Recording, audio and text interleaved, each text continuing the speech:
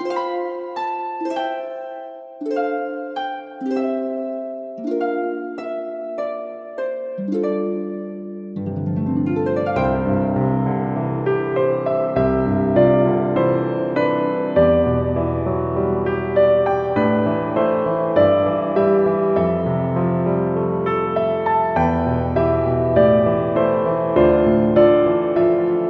home Millie for the first time from the shelter, since we knew the dogs pretty well, the dogs actually were really lucky. They were able to stay at the foster home until the night before adoption, and then they went and spent the night at the shelter. And knowing that, we were like, we have to get to the shelter early and make sure we pick up our puppy as early as possible because we just didn't want her to be there. So picking her up from the shelter. Um, it was simple, and we loved Millie from the very first moment we saw her. So when we got her from the shelter, she actually was so excited. She peed all over the desk. She was happy to come with us. And bringing her home, we before we came home, we stopped at the river because we wanted a river dog, a dog that was comfortable with water. So we brought her to the river and explored with her. And she was a pretty easy puppy for the most part. We learned very quickly she would not be crate trained, so we gave up on that early on. Ugh, Millie was just the kindest dog. She really would read your emotions before reading her own emotions, if that makes sense. Like Millie knew if you were upset or sad or stressed or happy, just any emotion you had, Millie felt that. We were rafting one time on the Upper Colorado, and there was a pretty serious incident where a family was in danger and kids were in the water swimming, and it was a life-saving effort for some of the swimmers. And fortunately, we were able to sit with some younger kids, and one of the little boys, he told me he was okay. And I could see he was visibly shaken, but Millie went right over to him and she sat right next to him, and she did not leave his side until she had to. And I could see that he, sitting with her, he just really was petting her, and she just sat there. Life with Millie was really, yeah, full of adventures. She was a great rafting dog. We took her on many rafting trips.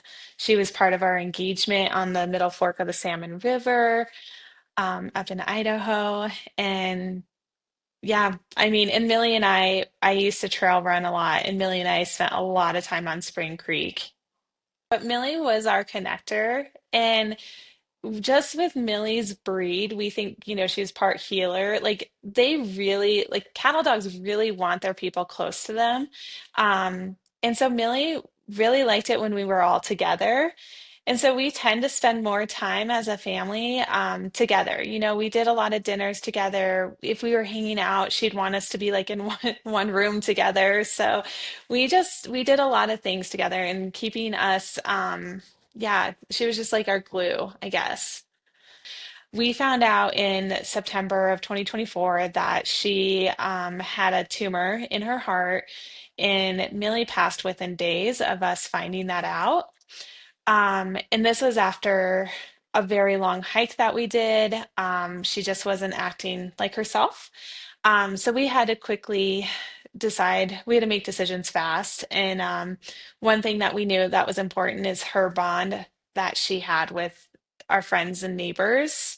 So we flew our daughter home from Texas. Luckily, she made it in time. And then we had our neighbors who really had a big, huge bond with Millie come say their goodbyes. And that was really special for us and for Millie, I hope. And we put her down at home. We knew Millie would not want to be at a vet. She hated the vet. It was not her favorite place. So we had the vet come to her home, and we put her down, let her decide where she wanted to be peacefully, and we were there. She was surrounded with my husband and I, and our daughter Tori. And it was a really, I mean, as sad as it was, I don't think there'd be any other way I'd want her to go. And that was my first real loss with an animal. Yeah. We were Ooh, sorry. We were already considering adopting another dog. We wanted Millie to raise that dog a little bit. And so it was already like we were going to get a dog. After Millie passed, it was a consideration of just timing and that we would give ourselves enough time to grieve the loss of Millie. So I thought we were going to wait quite some time, but sitting in my home, it was very quiet. We didn't have the little the pitter patter of paws on our wood floor. And so I told my husband we're gonna go adopt a dog right away. So we did. We brought home Osa. There's an organization that they rescue cattle dogs, and we love cattle dogs after having Millie. So we looked at that organization, and then we also recently were um, focused on Moab underdogs. We really liked the underdog story. And if you're not familiar, they go down to the Navajo Nation in Monument Valley in Arizona, New Mexico area, and they provide medical services to dogs in need.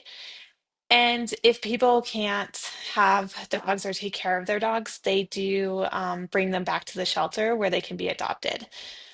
So Osa came from a litter of 10. She was born on the reservation, brought to Moab, and we decided that was the organization we were going to do or adopt from.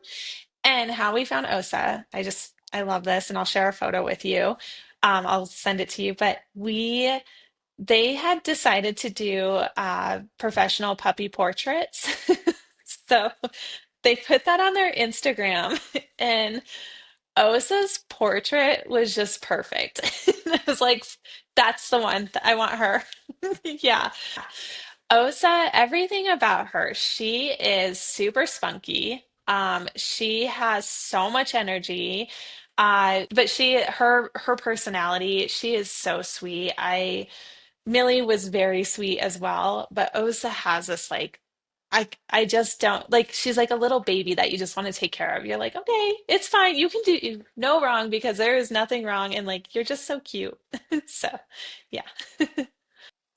Yeah, what it's like loving a new dog after losing our other dog, Millie, is I wasn't sure what to expect, but I was very open to it.